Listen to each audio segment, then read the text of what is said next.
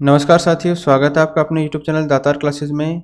तो आज के वीडियो में हम साइंस एंड टेक्नोलॉजी के प्रीवियस ईयर्स के क्वेश्चंस डिस्कस करेंगे जो RS 2013, 16, 18 और 2021 की एग्जाम में पूछे गए हैं विद डिटेल्ड एक्सप्लेनेशन। तो चलिए स्टार्ट करते हैं वीडियो को। 16:9 के चित्र अभिमुखता अनुपात जिसको बोलते हैं पिक्चर आस्पेक्ट रेशियो, इसके साथ प्रदर्भ विभेदन डिस्प्ले रेजोल्यूशन 1080 पिक्सल का अर्थ बताना है। तो 1080p इसका अर्थ होता है 1920 इंटू 1080 पिक्सल्स। ठीक है, तो 1920 और 1080 का जब आप रेशियो लोगे, ठीक है, स्क्रीन के अंदर, तो वो आ जाएगा 16:9 का रेशियो। ये क्या है? पिक्सल्स का रेशियो है कि उसकी चौड़ाई के तुलना में उसकी ऊंचाई का अनुपात क्या है। ठीक है, जैसे 16 है तो 16 इसकी चौड़ाई हो जाएगी और 9 इसकी हो जाएगी ऊंचाई। तो चौड़ाई के अंदर कितने पिक्सल्स है और ऊंचाई के अंदर कितने पिक्सल्स है, उसका रेशियो होता है। इसी तरीके से होता है 480p। तो इसके अंदर अगर आस्पेक्ट रेशियो 4:3 का है तो पिक्सल की साइज हो जाएगी 640 इंटू 480। ठीक है, इसके बाद में अगर 720p अपन डिस्प्ले रेजोल्यूशन है तो इसका मतलब होता है 16:9 के रेशियो के अंदर 1280 इंटू 720 होता है। 1080p 1920 इंटू 1080 पिक्सल्स होता है। 2160p का मतलब होता है 16:9 के रेशियो के अंदर 3840 इंटू 2160। और 4K UHD की बात करें तो 2160 पिक्सल का अर्थ होता है ये इसका एस्पेक्ट रेशियो होता है 1.9:1। तो ये होता है 1096 इंटू 2100, 4096 इंटू 2160। तो ये सारे इनके नाम है स्टैंडर्ड डेफिनेशन के अंदर अपन काम में लेते हैं 480 पिक्सल। हाई डेफिनेशन के लिए 720p है। फुल एचडी की बात करें तो वो होता है 1080 पिक्सल p। और अल्ट्रा हाई डेफिनेशन की बात करें तो वो होता है 2160p। और 4K UHD की बात करें तो ये होता है 2160p। ठीक है, अगला क्वेश्चन है MOEMS। MOEMS का फुल फॉर्म बताना था। तो M का मतलब होता है micro opto electro mechanical system. तो इसके अंदर तीनों सिग्नल है, ऑप्टिकल सिग्नल भी है, इलेक्ट्रिकल सिग्नल भी है और मैकेनिकल सिग्नल भी है। तो ये इसको बोलते हैं ऑप्टिकल MEMS के नाम से भी इसको अपन जानते हैं। और ये तीनों सिस्टम्स का एकीकरण है, मैकेनिकल, ऑप्टिकल और इलेक्ट्रिकल सिस्टम का। और इसके अंदर इससे क्या होता है, बहुत छोटे आकार के जो ऑप्टिकल सिग्नल है इसकी सेंसिंग की जाती है या उसका हेरफेर किया जाता है। तो MOEMS का फुल फॉर्म याद रखिए, ऑप्टो इलेक्ट्रो मैकेनिकल सिस्टम है, micro opto electronic electro mechanical system. Next है दुर्दम मैलिग्नेंट मलेरिया किससे होता है? तो महत्वपूर्ण प्रश्न है ये। मैलिग्नेंट मलेरिया होता है सबसे खतरनाक प्लाज्मोडियम है फैल्सीपेरम से। तो 4 टाइप्स के होते हैं अपने ये प्लाज्मोडियम। तो उसके अंदर सबसे जो खतरनाक होता है फैल्सीपेरम है। ये अकेला ही 3 के बराबर है। तो ये 4 प्रकार के होते हैं। तो पहला प्रकार होता है इसके अंदर प्लाज्मोडियम ओवले। ठीक है, तो आपको पता होगा कि मलेरिया किसके कारण होता है? मादा एनाफिलीज के काटने से होता है। तो और इसके अंदर जो है प्लाज्मोडियम के कारण होता है मेन रूप से ये।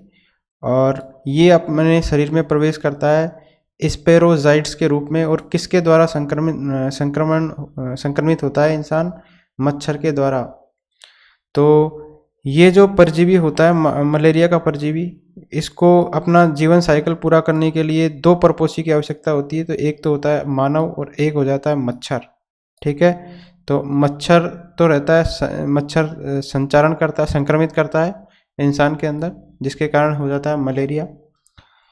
अब ये जो प्लाज्मोडियम होता है जिसको लेकर मच्छर शरीर के अंदर प्रवेश करता है, तो ये 4 तरीके के होते हैं जिससे अलग अलग टाइप के मलेरिया उत्पन्न होते हैं।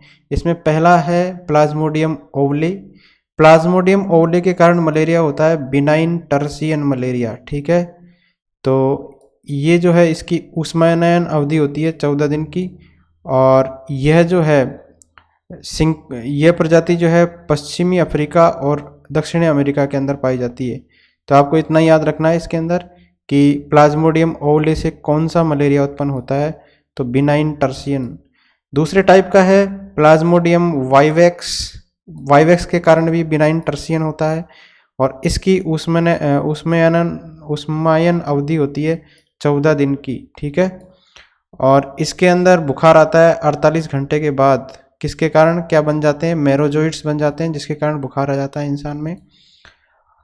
ये जो है सिजोन्ट्स और मेमोटोसाइट्स, एरिथ्रोसाइट्स जो है इसको बड़ा करते हैं, तो ये एरिथ्रोसाइट्स को बड़ा करता है प्लाज्मोडियम वाइवेक्स।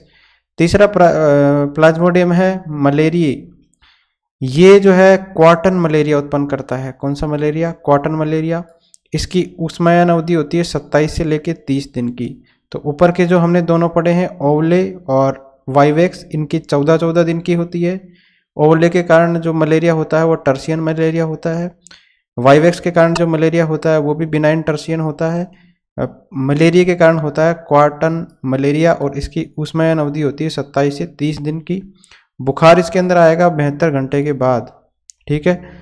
और नेक्स्ट है सबसे खतरनाक प्लाज्मोडियम फैल्सीपेरम, ये जो है अकेला ही 3 प्रकार के मलेरिया जो है उत्पन्न कर सकता है, ऊपर जो दिए गए हैं।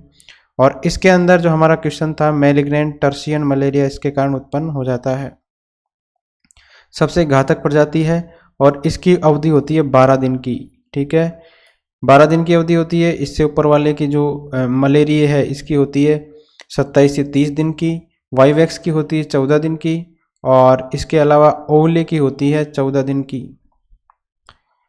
नेक्स्ट है जापानी इंसेफेलाइटिस, इसका कारक विषाणु मनुष्य शरीर में किस हिस्से को संक्रमित करता है, तो जापानी इंसेफेलाइटिस ये करता है मस्तिष्क को प्रभावित, और ये इसको शॉर्ट में बोलते हैं जेईवी।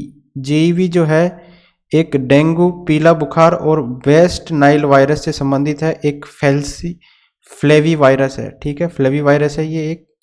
और जेई जिसको अपन बोलते हैं जापानी इंसेफेलाइटिस, ये जो है किससे फैलता है, ये फैलता है, ये वायरस पाया जाता है सुअरों और पक्षियों के अंदर पाया जाता है, और मच्छर जब इनको काट लेता है, संक्रमित जो है सुअर और पक्षियों, तो इससे जो है ये मच्छरों के अंदर प्रेषित हो जाता है, और इसे एक व्यक्ति से दूसरे व्यक्ति के अंदर नहीं फैलाया जा सकता। तो एक व्यक्ति से दूसरे व्यक्ति में नहीं फैलता ये एक वायरल मस्तिष्क संक्रमण है जो मस्तिष्क की जो सूजन का कारण बनता है, मस्तिष्क के अंदर सूजन आ जाती है जापानी इंसेफ्लाइटिस के कारण। यह जो है दक्षिण पूर्व एशिया, प्रशांत द्वीप समूह और सुदूर पूर्व के ग्रामीण क्षेत्रों में पाया जाता है। इसके लिए एकमात्र टीका है जिसका नाम है IXIRO, ठीक है, एकमात्र लाइसेंस प्राप्त है जेई वैक्सीन, और ये जापानी इंसेफ्लाइटिस वैक्सीन है, ठीक है। नेक्स्ट है CNG, क्या है मुख्यतः CNG जिसको बोलते हैं संपीड़ित प्राकृतिक गैस, तो इसके अंदर सबसे ज़्यादा पाई जाती है एक तरीके से मीथेन, ठीक है। मीथेन को अगर अपन कंप्रेस कर देंगे, ठीक है, तो इसको बहुत कंप्रेस कर देंगे बहुत ज़्यादा उच्च दबावों से, ठीक है, तो ये बन जाएगी CNG। इसी के बाद में एक होती है LPG, ठीक है। LPG जो है वो होती है प्रोपेन और ब्यूटेन का मिश्रण होता है, और ये कमरे के ताप और दाब पर तो क्या रहती है, गैस रहती है, और इसको थोड़ा सा अगर अपन दाब बढ़ा देंगे, मध्यम दाब कर देंगे, तो ये तरल अवस्था के अंदर आ जाती है। ये अपने घरों में काम लेते हैं अपन। CNG की बात करें तो यह एक प्रकार का ईंधन है जिसका उपयोग किया जाता है गैसोलीन, डीजल और प्रोपेन के विकल्प के रूप में। इसे मानक वायुमंडलीय दाब और प्राकृतिक गैस को इसकी मात्रा के 1% से कम तक संपीड़ित करके निर्मित किया जाता है। तो इसकी मात्रा के 1% से अधिक इसको अपन कंप्रेस करेंगे, संपीड़ित करेंगे, तब जाके ये बनेगी। और CNG जो है मुख्य रूप से किससे बना है, मीथेन से बना है, जो कि एक प्राकृतिक गैस का ही मुख्य घटक है। तो प्राकृतिक गैस जो मिलती है जिसको अपन नॉर्मली मीथेन ही बोल देते हैं, इसको अपन अगर कंप्रेस कर देंगे तो ये बन जाएगा CNG। एक और होता है इसमें LNG। LNG जो है जिसको बोलते हैं liquid natural gas. Liquid natural gas एक प्रकार की प्राकृतिक गैस ही है, जिस तरीके से ये है, जिस तरीके से CNG है, लेकिन इसे लगभग -162 डिग्री सेंटीग्रेड या 260 डिग्री फ़ारेनहाइट इसमें ठंडा करके एक तरल के रूप में परिवर्तित किया गया है। तो LNG को तो क्या किया गया, ठंडा किया गया है एक विशेष टेम्परेचर पे -162 डिग्री सेंटीग्रेड पे, और इसको CNG की बात करें तो इसको जो है कंप्रेस किया गया है, ठीक है, उच्च दबाव पर कंप्रेस किया गया है और इसको बहुत ही निम्न ताप पर तरलीकृत किया गया है। तो फॉर्मूला पूछ लेता है कभी कभी सेंटीग्रेड से लेके फ़ारेनहाइट में कन्वर्ट करने का। तो अगर आपको सेंटीग्रेड दिया हुआ है और फ़ारेनहाइट बनाना है तो फ़ारेनहाइट का फॉर्मूला हो जाएगा, जो भी डिग्री सेंटीग्रेड में टेम्परेचर दे रखा है उसको 1.8 से मल्टीप्लाई कर दो सेंटीग्रेड को और उसके अंदर जोड़ दो 32, ठीक है। तो 32 प्लस 1.8 इंटू डिग्री सेंटीग्रेड ये हो जाता है फ़ारेनहाइट में। और अगर आपको फ़ारेनहाइट दिया हुआ है और डिग्री सेंटीग्रेड पूछ रहा है तो इसका डायरेक्ट फार्मूला होता है फ़ारेनहाइट में से 32 घटा के और उसको 180 से डिवाइड कर देते हैं तो आ जाता है अपना 32 घटा के अपन 180 से अगर उसको डिवाइड कर देंगे तो सेंटीग्रेड बन जाता है। तो दोनों फॉर्मूले डायरेक्ट याद रखिए, C = F-32/180 ये होता है डिग्री सेंटीग्रेड का, फ़ारेनहाइट दिया हुआ है तो, और डिग्री सेंटीग्रेड दिया हुआ है, फ़ारेनहाइट पूछ रहा है तो 1.8 से मल्टीप्लाई करेंगे और 32 जोड़ देंगे तो ये अपना बन जाएगा फ़ारेनहाइट, ठीक है। नेक्स्ट है पिछली सदी में वैश्विक औसत तापमान में कितनी वृद्धि हुई है। तो वैश्विक तापमान में कितने की वृद्धि हुई है, तो 1.8 डिग्री फ़ारेनहाइट की वृद्धि हुई है।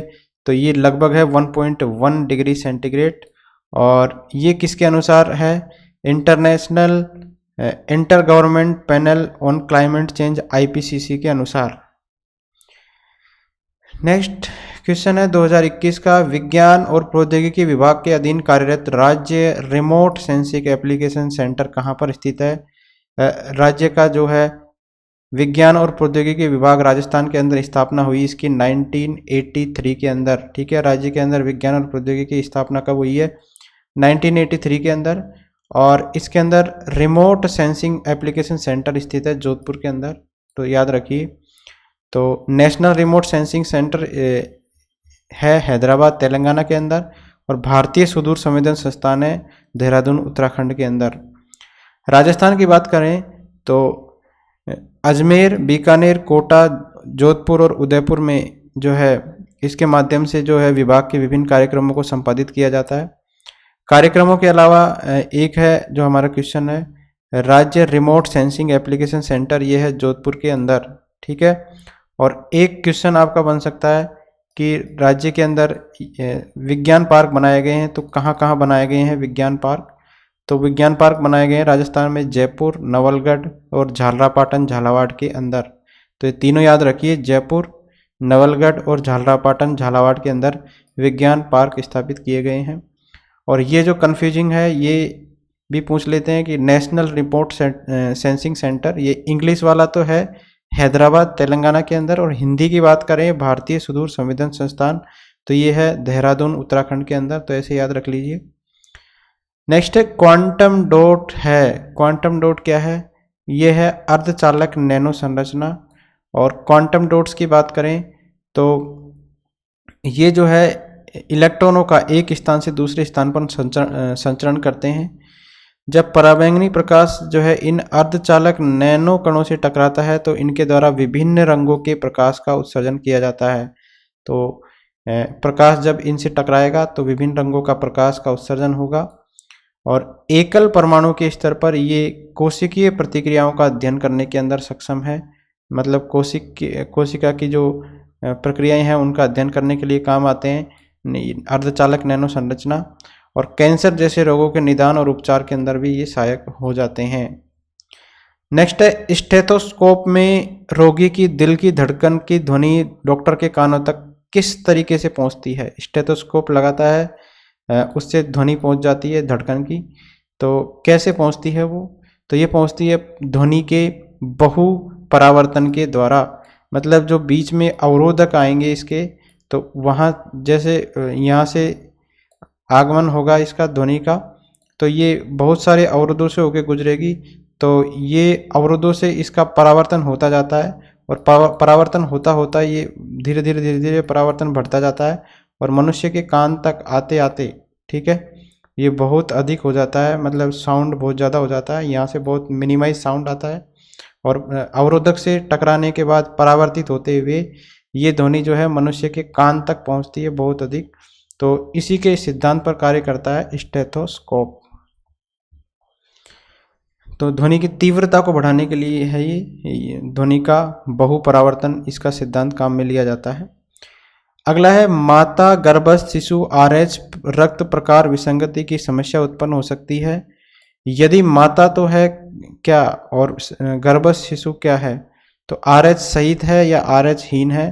तो ध्यान रखिए इसमें आंसर है कि अगर महिला RH हीन है और RH सहित है गर्भस्थ शिशु, तब उसके अंदर गंभीर विसंगति की समस्या स्पष्ट उत्पन्न हो सकती है। तो RH नेगेटिव अगर मदर है और RH पॉजिटिव शिशु है, तो अगर पहले बच्चे पे तो ज़्यादा समस्या नहीं आती, अगर एक से अधिक, ठीक है, एक से अधिक दूसरे में ज़्यादा समस्या आएगी, इससे ज़्यादा समस्या तीसरे के अंदर आएगी। तो जैसे जैसे बच्चों की संख्या बढ़ती है उसके अनुसार ये समस्या बढ़ती जाती है। अगर माता RH नेगेटिव है और बच्चा RH पॉजिटिव है, ठीक है, तो बच्चा RH पॉजिटिव हो जाता है अपने पिता से। तो जब RH नेगेटिव माता के गर्भ में रहता है तो उसको जो है समस्याएं होने की संभावना अधिक रहती है। तो इतना याद रखिए। RH तंत्र की बात करें तो इसकी खोज भी ध्यान रख लीजिए 1940 में रीसस बंदर में की थी कार्ल लैंड स्टीनर ने। और इसके अलावा एक दो रोग है इसके अंदर, एक होता है इरिथ्रोब्लास्टिस फेटिलिस, ठीक है, इरिथ्रोब्लास्टिस फेटिलिस, ये गर्भस्थ शिशु या नवजात रोग के अंदर जब ये रोग हो जाता है तो इस रोग को बोलते हैं रीसस शिशु बोलते हैं इस रोग से ग्रसित शिशु को। तो इसमें क्या होता है, RH नेगेटिव माता से उत्पन्न जो RH पॉजिटिव शिशु है पिता के RH कारक प्राप्त करता है। गर्भस्थ RH प्लस शिशु से प्रसव के समय RH एंटीजन माता के रुधिर में प्रवेश कर जाते हैं और माता के रुधिर में इस एंटीजन के कारण एंटी RH एंटीबॉडी उत्पन्न होती है। सामान्यतः एंटीबॉडी इतनी अधिक मात्रा में उत्पन्न नहीं होती जो प्रथम बार उत्पन्न शिशु को हानि पहुंचा सके, लेकिन बाद में गर्भधारण की स्थिति में माता के रुधिर के अंदर एंटी RH एंटीबॉडी अपरा द्वारा गर्भस्थ शिशु के रुधिर में पहुंचकर शिशु के रक्ताणुओं का लयन कर देती है।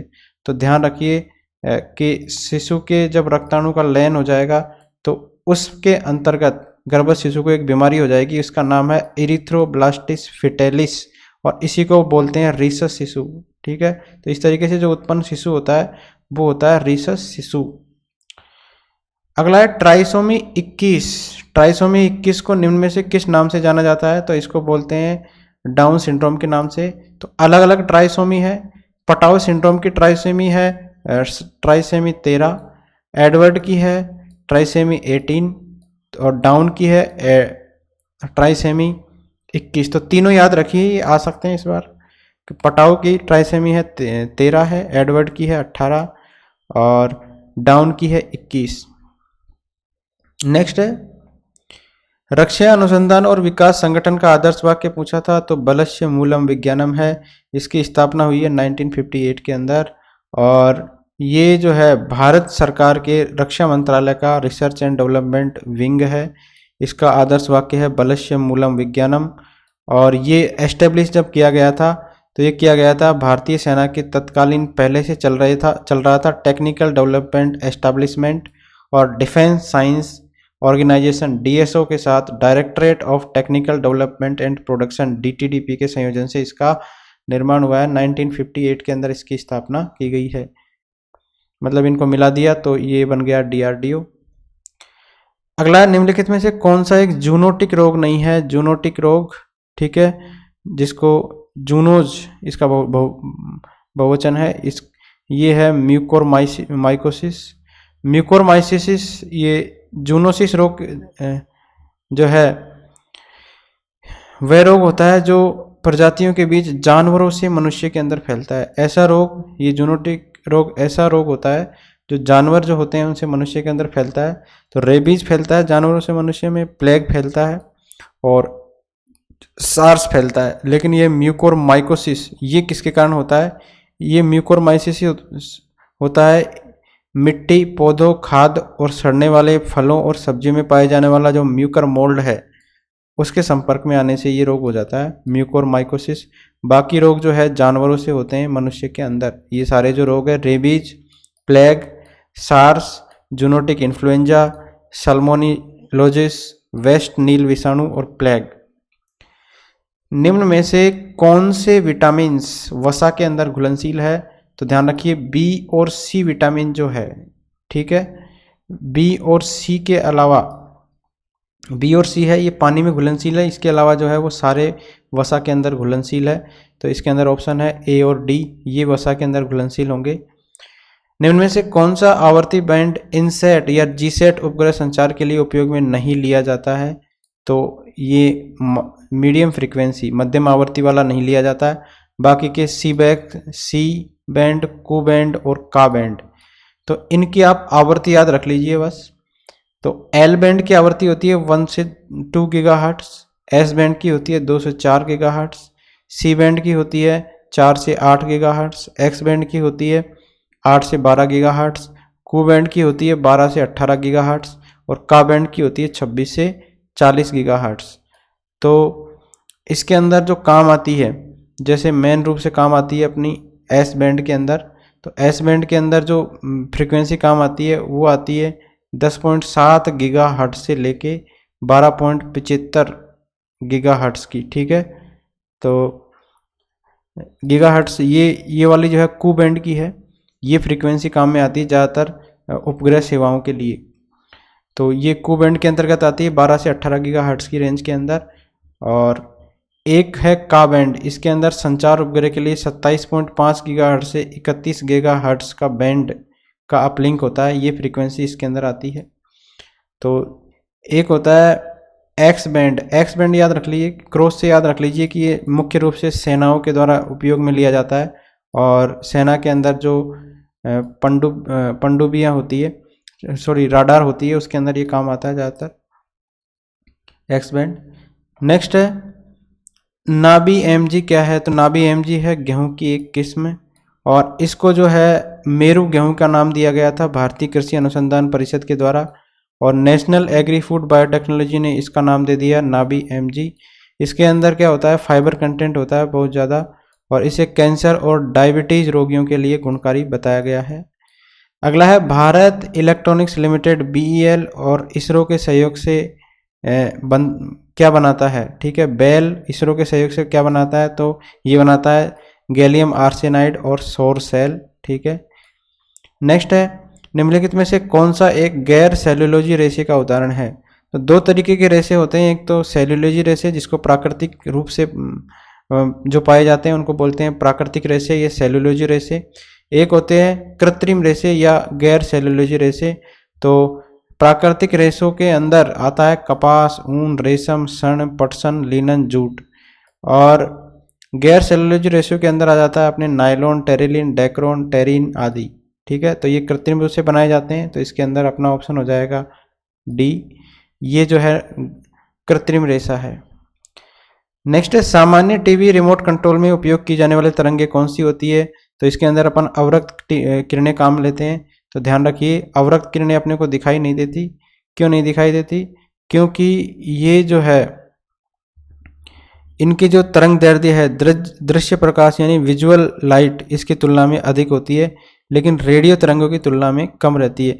तो ये सीक्वेंस याद रखिए आप कि इनकी तरंग दैर्ध्य का बढ़ता क्रम वेवलेंथ जिसको बोलते हैं और फ्रीक्वेंसी का बढ़ता हुआ क्रम। तो ये होता है रेडियो वेव, ठीक है, माइक्रोवेव, इंफ्रारेड, फिर है विजुअल, फिर है अल्ट्रावायलेट, फिर है एक्सरे और फिर है गामा रे। तो ये जो सीरीज है इस तरीके से याद रखिए इसको, ये फ्रीक्वेंसी का बढ़ता हुआ क्रम है, ठीक है। तो ये जो मैंने क्रम बताया वो है फ्रीक्वेंसी का बढ़ता हुआ क्रम।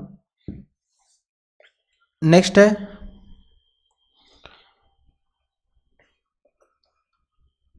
ताम्र संदूषण से बचाने के लिए पीतल के बर्तनों पर सामान्यतः किस धातु की परत चढ़ाई जाती है?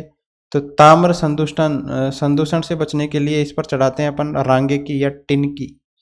ठीक है। तो पीतल के बर्तनों के अंदर होता है एक तो जस्ता होता है और एक तांबा होता है। ठीक है, दोनों होते हैं। तो तांबे का संदूषण अपन को बचाना है तो इसके लिए अपन टिन की लेयर चढ़ा देते हैं इनके ऊपर, जिसको बोलते हैं अपन टिनिंग। ठीक है, टिनिंग बोल देते हैं इसको। और तांबा होता है या उसके अंदर ही पीतल होता है, क्योंकि पीतल के अंदर भी तांबा पाया जाता है जस्ता के साथ में। तो अगर इनको अगर अपन हवा में छोड़ दें तो ऑक्सीजन के साथ ऑक्सीकरण हो जाता है और जंग लगने के कारण एक हरे रंग की इसके अंदर परत बन जाती है जो कि बहुत जहरीली होती है। ठीक है, और ये हरे रंग का जो परत होता है इसको बोलते हैं कॉपर कार्बोनेट। ठीक है, इसका नाम क्या है? Copper carbonate. और ये बहुत विषैला हो जाता है। जंग लगे बर्तन में अगर अपन कुछ भी पदार्थ रखेंगे तो वह जहरीला हो जाता है। इसके कारण अपन इसके ऊपर टिन की एक लेयर चढ़ा देते हैं। ठीक है, कोटिंग कर देते हैं पीतल की सतह पर ताकि ये जंग नहीं लगे। नेक्स्ट है UHF परा उच्च आवृत्ति। ठीक है, अल्ट्रा हाई फ्रीक्वेंसी की तरंगे किसमें संचारित होती है? तो अल्ट्रा हाई फ्रीक्वेंसी की तरंगे संचारित होती है अंतरिक्ष तरंगों के रूप में। देखिए, ये जो हमारी EMV होती है, इलेक्ट्रोमैग्नेटिक वेव। ठीक है, विद्युत चुम्बकीय तरंगे 3 माध्यम से अपन भेजते हैं।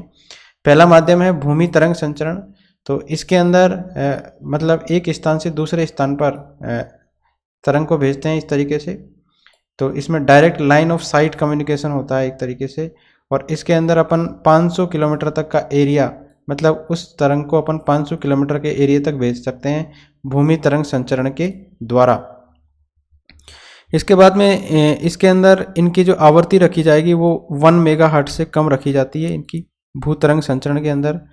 दूसरा होता है आकाश तरंग संचरण। इसके अंदर जो तरंग होती है विद्युत चुम्बकीय तरंगे, इसको अपन वायुमंडलीय तरंगों से गुजारते हैं और इसके बाद में एक स्तर पर हाई लेवल पे जाके वायुमंडल से टकराकर वापस आ जाती है इस तरंग को। तो वायुमंडलीय तरंगों के द्वारा जो संचरण होता है, वायुमंडलीय परतों के द्वारा जो संचरण होता है उसको बोलते हैं आकाश तरंग संचरण। तो ये प्रकाश के टोटल इंटरनल रिफ्लेक्शन, पूर्ण आंतरिक परावर्तन के कारण यहाँ से रिफ्लेक्ट होकर वापस पृथ्वी पर आ जाती है। तो इसको बोलते हैं आकाश तरंग संचरण। तीसरा है अंतरिक्ष तरंग प्रचार, जो अपन सैटेलाइट के माध्यम से करते हैं। नीचे से सिग्नल भेजा ऊपर अपलिंक और इसको सैटेलाइट के माध्यम से वापस पृथ्वी में दूसरी जगह पर भेज दिया। तो इसके अंदर जो फ्रीक्वेंसी रेंज होती है वो होती है अल्ट्रा हाई फ्रीक्वेंसी की रेंज। तो ये होती है लगभग इसके अंदर 500 मील से कम की सामान्य सीमा के साथ 300 मेगाहर्ट्ज से लेके 3000 मेगाहर्ट्ज की रेडियो फ्रीक्वेंसी अपन काम में लेते हैं। ठीक है, तो सामान्यतः अपन रेडियो तरंगे काम में लेते हैं इसके अंदर सूचना के एक स्थान से दूसरे स्थान पर ट्रांसफर करने के लिए। नेक्स्ट है कंप्यूटर की मशीनी भाषा किस पर आधारित है? तो मशीनी भाषा है 0 और 1 पे। तो बूलियन बीजगणित पर आधारित है मशीनी भाषा। अगला है ब्लूटूथ और वाईफाई में कौन सा अंतर सही है? तो ऑप्शन नंबर ए की सही है। ब्लूटूथ यूज लेता है 2.4 गीगाहर्ट्ज का बैंड और ये लेता है 2.4 गीगाहर्ट्ज और 5 गीगाहर्ट्ज का आवर्ती बैंड। ठीक है, तो बाकी के सारे गलत है। ब्लूटूथ जो होता है वो अपन लेते हैं छोटी दूरी पर संवाद करने के लिए, और वाईफाई होता है अपने इंटरनेट कनेक्टिविटी के लिए। इलेक्ट्रॉनिक उपकरणों को इंटरनेट से या लैन से जोड़ना है तो अपन काम में लेंगे वाईफाई। और वाईफाई की जो रेंज होती है 100 मीटर से लेके 500 मीटर तक रहती है। इसके बाद में जो ब्लूटूथ की रेंज होती है वो होती है 10 मीटर या 30 फीट। नेक्स्ट है निम्नलिखित युग्मों पर विचार करना है। विक्रम साराभाई अंतरिक्ष केंद्र कहाँ स्थित है? त्रिवेंद्रम में, सही है। UR राव उपग्रह केंद्र URSC स्थित है, बेंगलुरु में, सही है। राष्ट्रीय सुदूर संवेदन केंद्र NRSC, गलत है। ये हमने ऊपर पढ़ा है अभी कि हिंदी वाला है हैदराबाद के अंदर और इंग्लिश वाला है देहरादून उत्तराखंड के अंदर। ठीक है, तो ये दोनों याद रखिए आप। तो हैदराबाद के अंदर है नेशनल रिमोट सेंसिंग सेंटर और भारतीय सुदूर संवेदन संस्थान स्थित है देहरादून के अंदर। UR Rao satellite centre Bengaluru में है, ह्यूमन स्पेस फ्लाइट सेंटर भी बेंगलुरु में है, और सतीश धवन अंतरिक्ष केंद्र है श्री हरिकोटा आंध्र प्रदेश, और विक्रम साराभाई अंतरिक्ष केंद्र है त्रिवेंद्रपुरम केरल के अंदर। निम्नलिखित में से कौन सा पॉली हर्बल उत्पाद रक्षा अनुसंधान और विकास संगठन, जिसको बोलते हैं DRDO, जिसकी स्थापना हुई है 1958 में, इसके द्वारा विकसित नहीं किया गया है? तो नोकरटुना इसके द्वारा विकसित नहीं किया गया है। पॉली हर्बल उत्पाद इसके द्वारा विकसित किए गए हैं एमटूथ, लोकिस्किन और एग्जिट। ठीक है, तो ये 3 पॉली हर्बल उत्पाद है, किसके हैं? ये DRDO के। तो इस तरीके से जितने भी इम्पोर्टेंट DRDO के द्वारा अभी उत्पाद बनाए गए हैं उनकी आप लिस्ट बना लीजिए और उनको याद कर लीजिए। नेक्स्ट है भारत का पहला दृश्य सीमा से परे BVR बियॉन्ड विजुअल रेंज हवा से हवा में मार करने वाला स्वदेशी अभिकल्पित डिजाइंड एवं रक्षा अनुसंधान और विकास संगठन के द्वारा विकसित प्रक्षेपास्त्र कौन सा है? तो हवा से हवा के अंदर उस टाइम पे अस्त्र जो बनाया था 2018 का क्वेश्चन है, और इस 2018 का, तो बियॉन्ड विजुअल रेंज मिसाइल है ये। तो अस्त्र मार्क फर्स्ट ये पहली स्वदेशी निर्मित दृश्य सीमा से परे हवा से हवा में मार करने की मिसाइल है, और इसकी रेंज है करीब 110 किलोमीटर की। अग्नि की बात करें तो अग्नि P परमाणु सक्षम बैलिस्टिक मिसाइल है, और यह जो है दोहरी निरर्थक नेविगेशन और मार्गदर्शन प्रणाली के साथ ही 2 चरणों वाली कनस्त्रीकृत ठोस प्रणोदक बैलिस्टिक मिसाइल है। तो अग्नि P जो है परमाणु में सक्षम है, P से स्पष्ट है, परमाणु सक्षम बैलिस्टिक मिसाइल। आकाश क्या है? आकाश है सतह से हवा में वार करने वाली मिसाइल। ठीक है, और पिनाका क्या है? पिनाका एक है multi barrel rocket launcher system है। इसके अंदर एक साथ में मतलब 44 सेकंड के अंदर 12 रॉकेटों को एक साथ सोलो फायर करने के अंदर ये सक्षम है। ब्रह्मोस जो है ये सतह या हवा में कहीं पर भी ये वार करने के अंदर सक्षम है। ठीक है, तो 3 हमने पढ़ी है। एक तो है अस्त्र, सतह से हवा में मार करने वाली मिसाइल है। इसके बाद में हमने पढ़ा है आकाश, ये है सतह से हवा में मार करने वाली मिसाइल। पिनाका है multi barrel rocket launcher, 44 second के अंदर 12 रॉकेट लॉन्च कर सकता है। और ब्रह्मोस है सतह या हवा में कहीं पे भी वार करने के अंदर सक्षम है, दोनों जगह। अगला है PSLV VC-37 के द्वारा एक ही उड़ान में 15 फरवरी 2017 की बात है कितने उपग्रह प्रमोचित किए गए थे? तो उस समय ये 104 उपग्रह भेजे गए थे अंतरिक्ष के अंदर PSLV C-17 के द्वारा। नेक्स्ट है एक कण जिसकी कम से कम एक विमान 10 से 7 मीटर से कम हो क्या कहलाता है? ठीक है, तो 10 की पावर -7 मीटर से कम हो, इससे कम हो तो उसको क्या कहते हैं? तो उसको बोलते हैं नैनो पार्टिकल।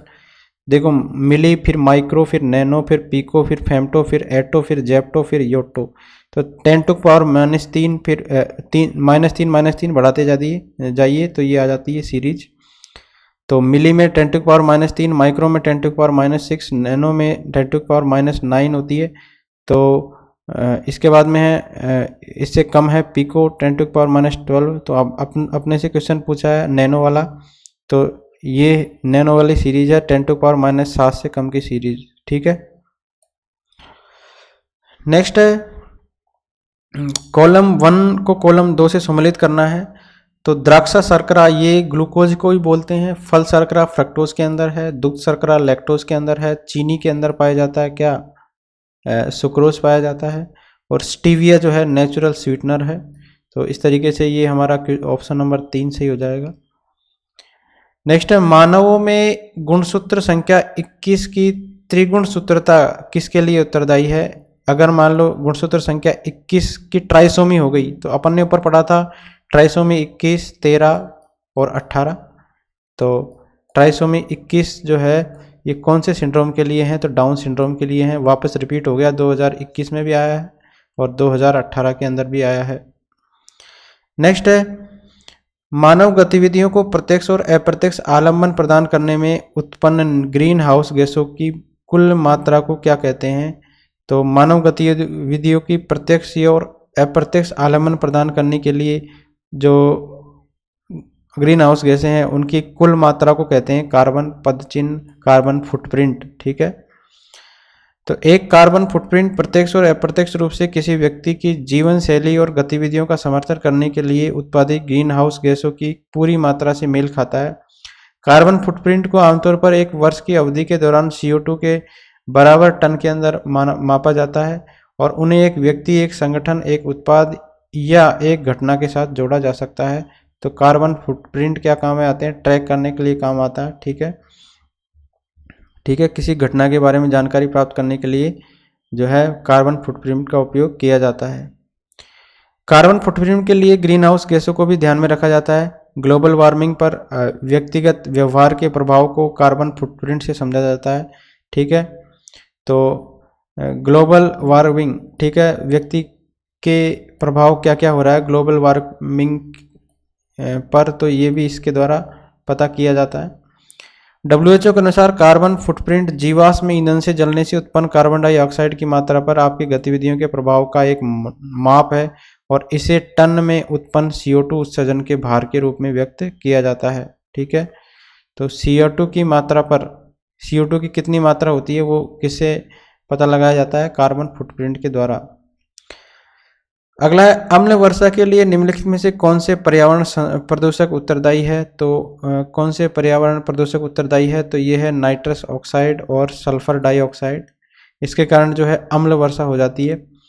तो अम्लीय वर्षा किसको बोलते हैं? सबसे पहले इसको काम लिया रॉबर्ट एंगस ने 1872 के अंदर। और अम्लीय गैसों के उदाहरण है सल्फर डाइऑक्साइड और नाइट्रोजन ऑक्साइड। ठीक है, नेक्स्ट है DNA फिंगरप्रिंटिंग का आधार क्या है? तो इसका आधार है DNA बहुरूपता। ठीक है, तो DNA फिंगरप्रिंटिंग का आधार क्या है? DNA बहुरूपता। तो इसका आविष्कार किया था सर एलन जेफरी ने वर्ष 1984 के अंदर, DNA बहुरूपता। और इन्हें व्यापक रूप से DNA फिंगरप्रिंटिंग का जनक माना जाता है। तो पूछ सकता है कि DNA फिंगरप्रिंटिंग का जनक किसको माना जाता है? तो सर एलेक जेफरी को माना जाता है। DNA फिंगरप्रिंटिंग का आधार है VNTR। VNTR एक अनुक्रम DNA है और उच्च स्तर की बहुरूपता दिखाने वाली जांच के रूप में है। इसका तात्पर्य है कि DNA के दोहराव वाले क्रम से है जो सभी प्रजातियों के व्यक्तियों में पाए जाते हैं। तो DNA फिंगरप्रिंट का आधार क्या है? VNTR। तो रिमेनिंग क्वेश्चंस हम नेक्स्ट वीडियो में डिस्कस करेंगे। Thank you friends.